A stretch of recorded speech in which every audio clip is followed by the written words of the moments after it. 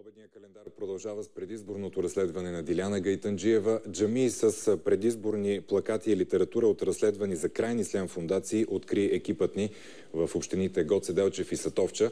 В календар вчера ви показахме как ходжи в западните Родопи са принуждавали мюсюлмани по време на молитва в джамията да се закълнат в Аллах, че ще гласуват за точно определена партия на изборите. Районното мюфтийство в Гоце Делчев започна проверка по сигнала ни. В нарушение на изборния закон в Гоцеделчевското село Корница открихме джамия с предизборен плакат. Агитационните материали са първото, което посреща дошлите на молитва мюсюлмани. В друго село в община Сатовча, Вълкосел, вярващите също биват посрещани от предизборни плакати, залепени на джамията. И тук политическата агитация не е пощадила мюсюлманския храм. Предизборни плакати са облепени на джамията в село Слащен в същата община. На входа на храма ни посрещат политически послания. Законът разрешава лепене на агитационни материали на строго определени от кмета места. Религиозните храмове не са сред тях, въпреки че използването им за агитация се оказва практика в региона. Знаете ли, че нарушавате закона по този начин? Председателя. Знаете ли кой е залепил този агитационен материал? Тук стои пречи. Духовните лица не би трябвало да се свързват с политиката. Да. На територията на джамията в село Корница, освен предизборния плакат, видяхме разлепени и материали и литература на две фундации «Вяра» и Обединение за ислямско развитие и култура. Те са разследвани от службите заради разпространение на радикални форми на исляма.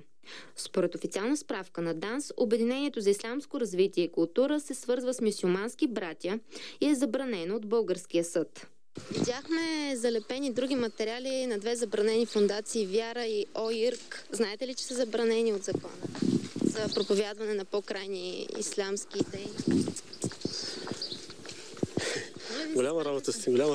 Не искам да коментирам. ОИРК се разработва от службите за връзки с мюсюлмански братя. Чували ли сте за мюсюлмански братя? Не.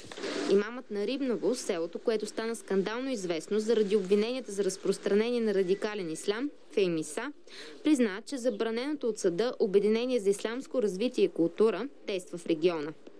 Тя си функционира и в момента също си работи. А не би трябвало. И защо? Защото са забранени от съда. Напротив, забранени от съда. Просто нямам коментар. Кметът на община Гърмен и мажоритарен кандидат на ДПС Ахмед Башев заяви, че джамията е обществена сграда, което не е изключвало и лепене на предизборни плакати. Всеки може да отиде да закачи един плакат на джамията или на черквата или на някоя друга сграда с обществено значение. Не виждам нищо лошо в това, ако някой отишъл и закачил един плакат на някого, на когото и да било, разбира се, на някаква такава обществена сграда. Това е джамия. Също нещо може да се случи и в черквата. Какво от това? Нека. Няма лошо. Няма проблем. Сезирахме районното мюфтийство в Гоце Делчев. Има и такива сигнали, че в двора на някои джамии има залепени такива агитационни материали, но това нещо сме инструктирали имамите и председателите на настоятелствата да следят за тия неща. Ще направим проверка и да видим какво точно има там и какво не трябвало да има. От районното мюфтийство обещаха да направят проверка и дали духовни лица в региона са агитирали за избори.